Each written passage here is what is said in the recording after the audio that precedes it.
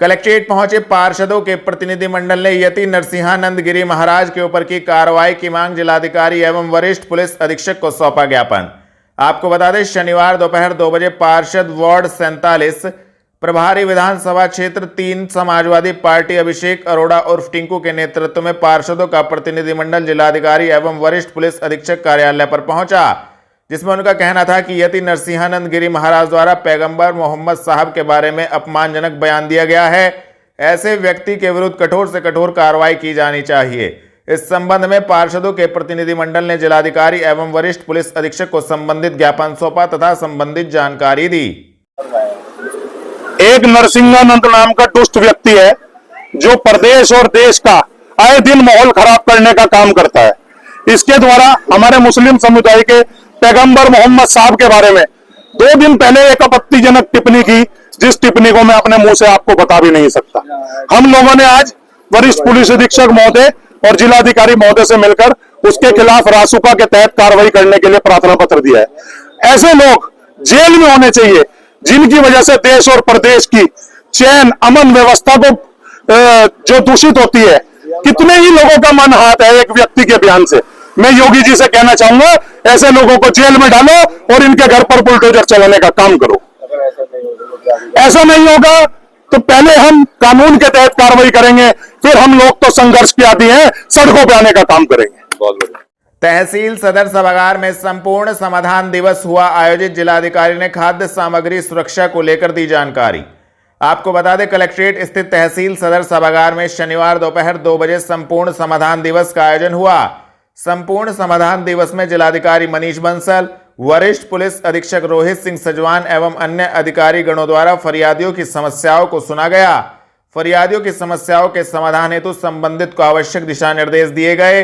इस दौरान जिलाधिकारी ने बताया कि आगामी त्योहारों को लेकर खाद्य सामग्री सुरक्षा हेतु खाद्य सुरक्षा विभाग द्वारा जनपद में जबरदस्त अभियान चलाया जा रहा है।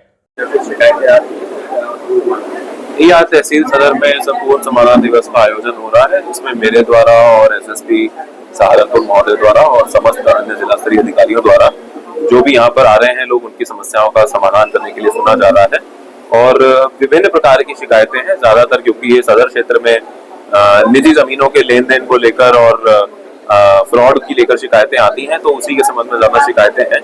और हम लोग इसमें ज्वाइंट टीम बनाकर जांच करवा रहे हैं और जो भी इसमें समस्या का समाधान है उसको नियमानुसार और एक समयबद्ध तरीके से किया जाएगा। सर, इन दिनों में त्योहारी सीजन है और तमाम तरह की जो अभी कुट्टू के आटे की मिलावट है या खाद्य पदार्थ जो इस तरह के हैं वो पकड़े जा रहे हैं, और जो जिस तरह से बन रहे हैं किस तरह से सर ये बन पा रहे हैं और क्या उसको निर्देश है? देखिए, इसमें त्योहारों के समय में अक्सर मिलावटी खाद्य पदार्थ, खासतौर पर जो दूध से बने हुए मिठाइयां हैं, उन पर शिकायतें आती हैं। तो मेरे द्वारा सख्त निर्देश जो खाद्य सुरक्षा विभाग है उनके अधिकारियों को दिया गया है, हमारे फूड सेफ्टी इंस्पेक्टर्स को दिया गया है, और वो लगातार भ्रमणशील होकर जांचें कर रहे हैं और कार्रवाई भी कर रहे हैं। जहां तक रहा कुट्टू के आटे का सवाल, तो ये अभी नवरात्र के समय में लोग जो है वो व्रत रखते हैं और कुट्टू का आटा खाते हैं। कुट्टू का आटा जब पुराना हो जाता है तो उसमें अक्सर फंगल ग्रोथ हो जाती है। तो इसके संबंध में भी ये निर्देश एसडीएम्स को और सभी एफएसआईज को दिए गए हैं कि इसमें जो परचून की दुकानें हैं उन पर जांचें करें, और अगर किसी के पास पुराना और खराब हो रखा स्टॉक पाया जाता है तो उनके खिलाफ कार्रवाई करें।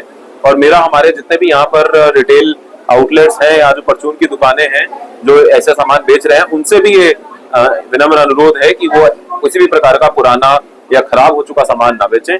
इससे लोगों को समस्या हो सकती है और इसमें उनके खिलाफ फिर कठोर कार्रवाई की जाए।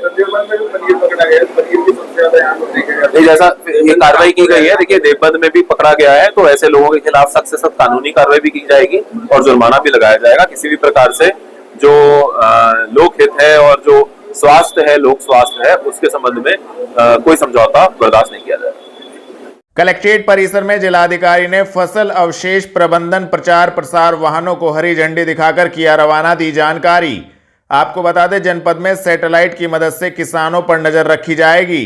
यदि कोई किसान फसल अवशेष जलाते हुए पाया जाता है तो उसके ऊपर जुर्माना लगाया जाएगा।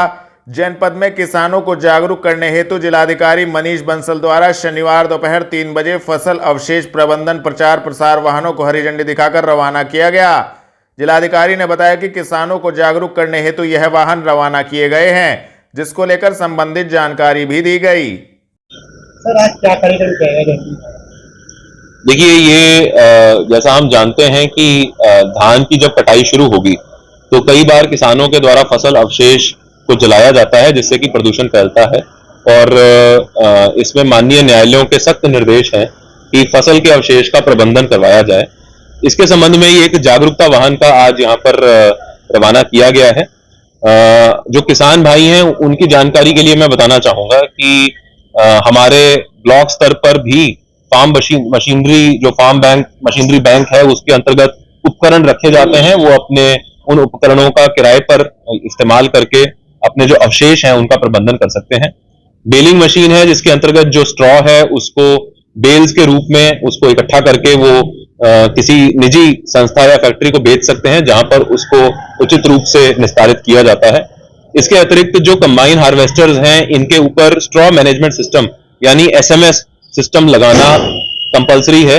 अगर कोई किसान बिना SMS सिस्टम लगाए कंबाइन हार्वेस्टर का प्रयोग करता है तो उसका हार्वेस्टर जब्त किया जा सकता है।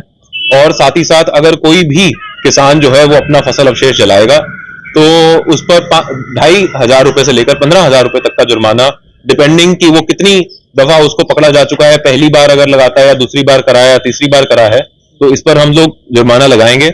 ये हम नहीं चाहते हैं कि किसी भी किसान भाई को किसी प्रकार का कोई जुर्माना लगाया जाए, लेकिन उनकी भी ये जिम्मेदारी है कि वो हमारे पर्यावरण को बचाने में हमारी मदद करें और फसल अवशेष का प्रबंधन करें, ना कि उसको जलाएं। सर, ये अभियान कब तक रहेगा? देखिए, लगातार हम लोग जागरूकता अभियान चलाएंगे। अभी जैसे ही कटान शुरू हो जाएगा उसके बाद इसके एपिसोड्स होने शुरू होते हैं और इसको भारत सरकार द्वारा और NGT द्वारा भी लगातार मॉनिटर किया जाता है। सैटेलाइट के माध्यम से भी हम लोगों के पास सूचनाएं आती हैं कि कहां पर फसल अवशेष जलाया गया है। तो ये अभियान पूरा इस मौसम में, जब तक ये जो फसल कटान चल रहा है, जो फसल अवशेष जलाने की घटनाएं घटित होती हैं, ये अभियान तब तक चलाया जाएगा। अपील देना चाहेंगे किसानों को? मैं यही अपील करना चाहूंगा कि आज इतनी तकनीक उपलब्ध है जिससे कि आप अपना जो फसल का अवशेष है उसका प्रबंधन कर सकते हैं। ये बल्कि एक प्रकार का एक आमदनी का सोर्स भी बन सकता है, जिसके अंतर्गत CBG प्लांट्स हैं या बायोफ्यूल प्लांट्स हैं, जहां पर अगर आप इसको बेचते हैं तो वहां पर उससे आपको एक आमदनी भी होती है और इससे फ्यूल भी बन सकता है। और इसको जलाएं ना, इससे न सिर्फ आपकी जो जमीन है उसकी उपज में कमी आती है, बल्कि साथ ही साथ प्रदूषण भी फैलता है। हसनपुर चौक पर यातायात पुलिस द्वारा वाहन चालकों को यातायात नियमों के प्रति किया गया जागरूक, निःशुल्क हेलमेट किए वितरित। आपको बता दें, शनिवार दोपहर 2:30 बजे SP ट्रैफिक सिद्धार्थ वर्मा, यातायात प्रभारी अमित तोमर व SK फाइनेंस के द्वारा दोपहिया वाहन चालकों को निःशुल्क हेलमेट वितरित किए गए। इस दौरान SP ट्रैफिक सिद्धार्थ वर्मा के नेतृत्व में यातायात पुलिस टीम ने दोपहिया वाहन चालकों को यातायात नियमों के प्रति जागरूक किया। सभी लोगों से उन्होंने हेलमेट लगाने की अपील की, साथ ही साथ यातायात नियमों का पालन करने की अपील की गई, जिसको लेकर SP ट्रैफिक ने संबंधित जानकारी दी। आपके द्वारा जो है हेलमेट वितरण कराया गया है यातायात पुलिस के साथ, क्या कुछ अभियान चलाया जा रहा है? देखिए, ये जो हमने बनाया था अभियान केवल करना CSR एक्टिविटी के अगेंस्ट में, जब हम लोग देखते हैं कि लोग चोटिल होते हैं, चोट लगती है, एक छोटी सी अवेयरनेस है कि जैसे हेलमेट नहीं लगा के चलते, चीज छोटी है बट अपनी परिवार को दुखी करते हैं, खुद जान मान से हाथ होते हैं। तो एक छोटा सा इनिशिएटिव हमने पुलिस साहब लिया था, जहाँ पे SSP साहब ने हमको पूरा सपोर्ट किया और आने वाले टाइम में हम इसी तरीके की और भी एक्टिविटीज करते रहेंगे, जिससे कि समाज हमारी वजह से कुछ जागरूक हो और चीजें थोड़ी कम हो जाए। धन्यवाद।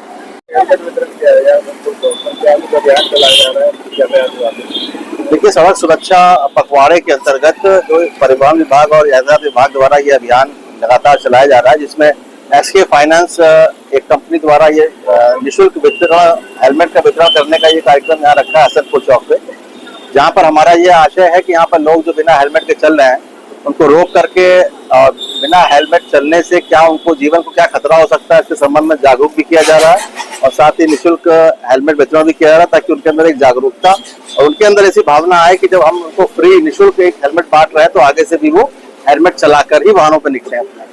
लगातार अभियान चलाया जाए, लेकिन कई लोग ऐसे हैं जो बिना हेलमेट के चलते हैं, ऐसे लोगों को जागरूक कार्रवाई की जाए। देखिए, पखवाड़े में या आगे जो भी हमारे अभियान चलते हैं उसमें हमारा एक तो पार्ट होता है जागरूकता का और दूसरा प्रवर्तन का। पहले हमारा प्रयास होता है कि हम जितना ज्यादा लोगों को जागरूक करें, प्रवर्तन की हमें कम आवश्यकता पड़े, लेकिन अनफॉर्चुनेटली प्रवर्तन के बिना यहाँ समझ में नहीं आता लोगों को, लेकिन फिर भी हम पहले जागरूक कर रहे हैं, उसके बाद प्रवर्तन की भी हमारी कठोर कार्रवाई चलती रहेगी। देखिए अभी लगभग आज तो 50 हेलमेट का वितरण किया जा रहा है। इसके आगे भी इस तरह के पखवाड़े में हम और कार्यक्रम इस तरह के आयोजित करेंगे जिसमें जागरूकता को बढ़ावा मिले। पुलिस लाइन में नेशनल भीम आर्मी बहुजन रेजिमेंट बहुजन एकता मिशन के प्रदेश प्रभारी ने गागलहेड़ी थाना प्रभारी पर लगाया अभद्रता का आरोप। आपको बता दें, नेशनल भीम आर्मी बहुजन रेजिमेंट बहुजन एकता मिशन के प्रदेश प्रभारी आशु प्रधान शनिवार दोपहर 3 बजे पुलिस लाइन स्थित वरिष्ठ पुलिस अधीक्षक कार्यालय पर पहुंचे। प्रदेश प्रभारी का आरोप था कि थाना गागलहेड़ी प्रभारी द्वारा उनके साथ अभद्रता की गई है। जब उन्होंने इसका कारण पूछा तो थाना गागलहेड़ी प्रभारी ने उनको हवालात में बंद कर दिया। उक्त मामले में पीड़ित ने थाना गागलहेड़ी प्रभारी पर कार्रवाई की मांग की है। मैं नेशनल भीम आर्मी का प्रदेश प्रभारी हूँ। एक गांव गडोला पड़ता है गागलहेड़ी थाने में, और उनका ही चौकी लगती है काली नदी में। वहाँ वो सामाजिक स्तर से झगड़ा हो गया था उनमें दोनों में, उसका समझौता करवाने के लिए गया था। 3-4 दिन से प्रयास कर रहा था। इंस्पेक्टर साहब को भी कॉल की कि इसमें अभी मुकदमा ना लिखियो। उन्होंने आश्वासन दिया कि कोई बात नहीं। तो जब वो झगड़ा नहीं निपटा तो उन्होंने कहा थाने में बुलवा लो इन्हें। मेरे को 2-3 नंबरों से कॉल आई, मैंने थाने में बुलवा ली समझौते के लिए। तो इंस्पेक्टर साहब ने उनसे पूछा भाई आप समझौता करना चाह रहे हैं? उनका दोनों का मेल नहीं खा रहा। तो उन्होंने इंस्पेक्टर साहब ने उनके साथ भी बदतमीजी करके और मेरे साथ भी बदतमीजी करके, और मेरी टीम के लोग भी थे, मुझे हवालात में डाल दिया और मेरे साथ गाली गलौज करी और मुझे धमकी दी। क्या मांगे जी? क्या मांगे? मेरी मांग ये है या तो इंस्पेक्टर साहब आकर मीडिया के सामने मेरे से माफी मांगे या उन पर कानूनी कार्रवाई हो, उनकी नौकरी से सस्पेंड हो। कांग्रेस भीम आर्मी बीएसपी सपा प्रतिनिधि मंडल के लोगों ने पुलिस लाइन पहुंचकर की नरसिंहानंद गिरी महाराज पर कार्रवाई की मांग। आपको बता दें, कांग्रेस भीम आर्मी बीएसपी सपा प्रतिनिधि मंडल के लोगों ने यति नरसिंहानंद गिरी महाराज के विवादित बयान के बाद पुलिस लाइन और जिलाधिकारी कार्यालय पर धरना प्रदर्शन किया। शनिवार दोपहर 2:30 बजे उन्होंने जिलाधिकारी व एसएसपी को ज्ञापन सौंपा। उन्होंने नरसिंहानंद गिरी महाराज के मकान पर बुलडोजर चलाने और उनको फांसी देने की मांग की है। पुलिस लाइन में नरसिंहानंद मुर्दाबाद के नारे लगाए। उन्होंने कहा है कि ऐसे लोगों ने इस दुनिया में भाईचारे को खत्म कर दिया है, जिससे देश में माहौल खराब होता है और ऐसे लोगों पर प्रशासन को सख्त कार्रवाई करनी चाहिए। आज हमारे परफेक्ट मोहम्मद सल्लल्लाहु अलैहि वसल्लम के शान में जिस तरह की गुस्ताखी की गई है, उस वीडियो को वायरल किया जा रहा है। एक गंदा आदमी जो समाज को गंदा करने का काम करता है, केवल उसका काम समाज में गंदगी फैलाना है। ऐसे लोगों के खिलाफ हम सभी समाज के, हमारे चेयरमैन साहब और सभी जिम्मेदार सहारनपुर के और सभी साथी उसके खिलाफ एफआईआर दर्ज कराने के लिए आज कप्तान साहब के पास आए थे। अपना मेमोरेंडम और एफआईआर की कॉपी दी। उसको गिरफ्तार किया जाए, जल्द से जल्द उसको जेल में डालने का काम किया जाए, क्योंकि ये लोग समाज को गंदा करते हैं, सभी समाजों को गंदा करने का काम करते हैं। चंद लोग इस देश को बांटने की कोशिश करते हैं, उनमें से ये एक आदमी है जिसने पहले भी इस तरह के बयानबाजी की। अगर इन लोगों पर अंकुश नहीं लगा तो समाज में ये गंदगी फैलती जाएगी। हमारा अनुरोध है, कप्तान साहब ने बताया कि उसके खिलाफ एफआईआर दर्ज गाजियाबाद में हो चुकी है और सुप्रीम कोर्ट की रूलिंग यह है कि एक अपराध के खिलाफ एक ही मुकदमा दर्ज होगा, लेकिन उसके बावजूद भी हम लोगों ने मेमोरेंडम दिया है और कप्तान साहब ने आश्वासन दिया है कि इसको हम गाजियाबाद भेजने का काम करेंगे, आपकी बात भी वहां रखने का काम करेंगे। हमारी मांग है कि इसको जल्द से जल्द गिरफ्तार कर इसके संगीन धाराओं में, ऐसे लोगों को खिलाफ संगीन धाराओं में मुकदमा कर इनको जेल भेजने का काम करे और योगी जी का बुलडोजर इनके घर पर चलने का काम हो। जब वो सबके लिए चलता है, ऐसे गंदे आदमियों के लिए योगी जी का बुलडोजर क्यों नहीं चलता, इसका भी सवाल हम लोग करेंगे। अगर ऐसा नहीं होता तो हम परमिशन लेकर बड़ा आंदोलन सहारनपुर में करने का काम करेंगे। देखो, आज जो है हम लोग बहुत, हमारा दिल घायल है। हम लोग सभी बहुत उदास है और सभी समाज के लोग, हमारे जिला अध्यक्ष मुजफ्फर साहब, सभी लोग यहाँ मौजूद हैं। हमारे रसूल, हमारे पैगंबर जिनके बताए हुए रास्ते पे हम चलते हैं और 1500 साल पहले जब पूरा अंधकार था दुनिया में, उन्होंने आके दुनिया को एक रास्ता दिखाया, रोशनी दिखाई कि कैसे जिंदगी गुजारनी है, कैसे एक दूसरे का सम्मान करना है, कैसे पड़ोस में रहने वालों को, चाहे किसी भी धर्म जाति का, उसको भूखा नहीं सोने देना, उसका ख्याल रखना है।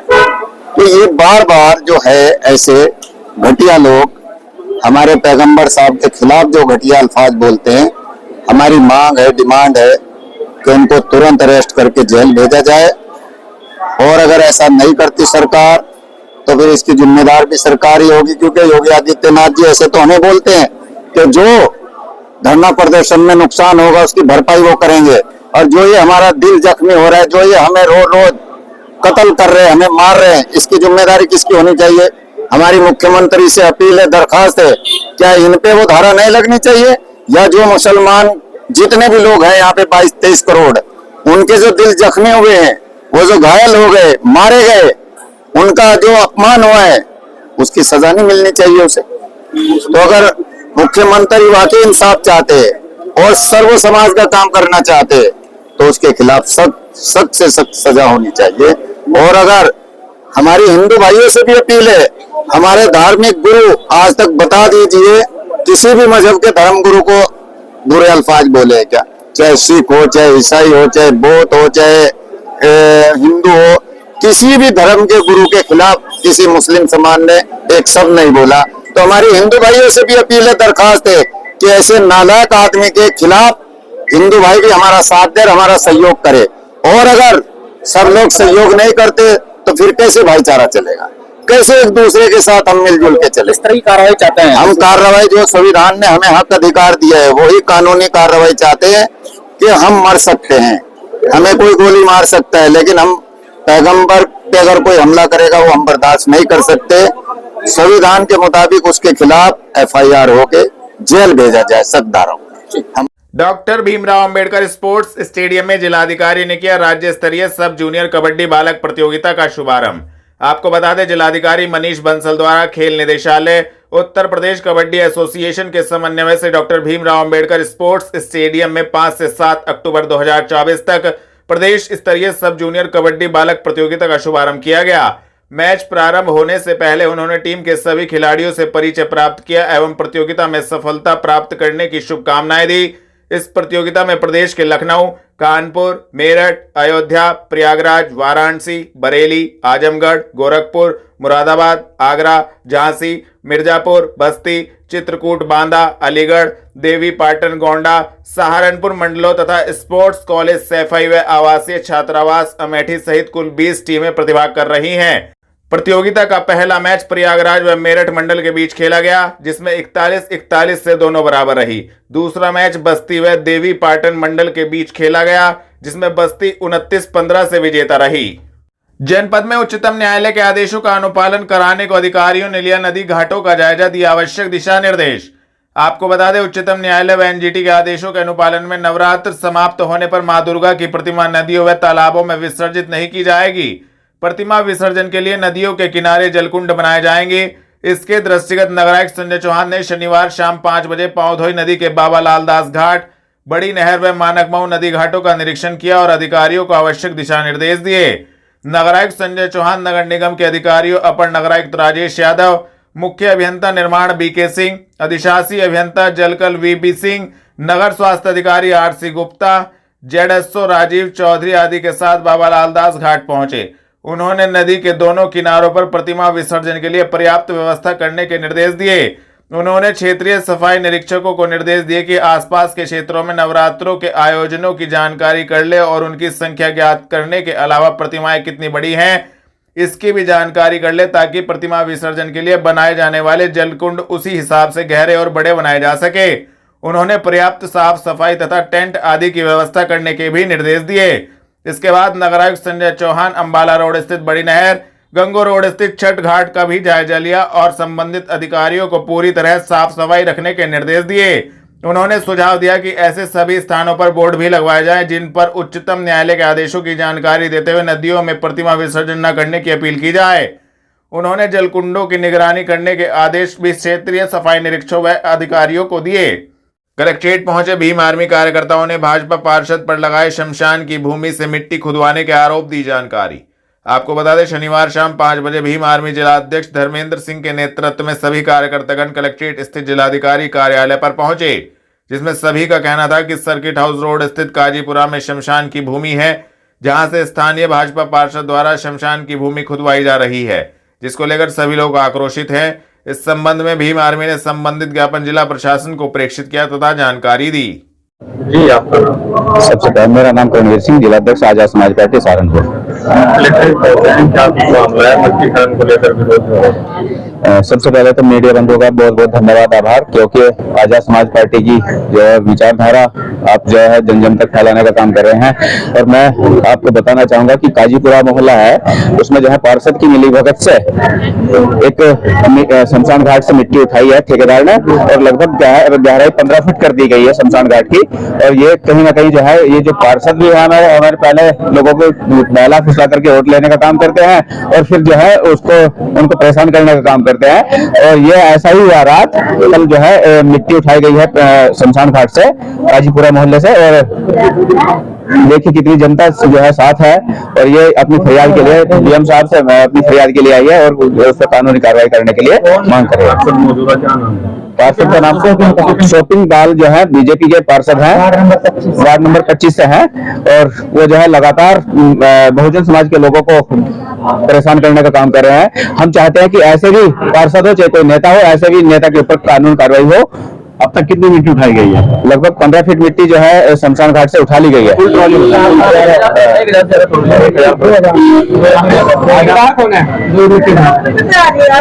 ठेकेदार का नाम नहीं पता है अभी, पार्षद का पता है। और यह है कि वहाँ पुलिस प्रशासन जो है मौके पर पहुंच गया है, मिट्टी उठाने का काम तो बंद कर दिया गया है, लेकिन अभी भी फिराक में है कि इस पर कब्जा कर लिया जाए शमशान घाट पे, और शमशान घाट पर जो है कब्जा करके इसकी मिट्टी को उठाने का काम लगातार रात दिन करने का काम कर रहे हैं। किस तरह की कार्रवाई आप लोग चाहते हैं? हम चाहते हैं कि चाहे पार्षद हो चाहे कुछ हो, उस पर जो है कानूनी कार्रवाई हो, उससे जो है जेल भेजने का काम हो, और जो है उनके जो भूमि है उनको बहाल करने का काम करे, और उनको शमशान घाट की भूमि को जो है लोगों को देने का काम करे।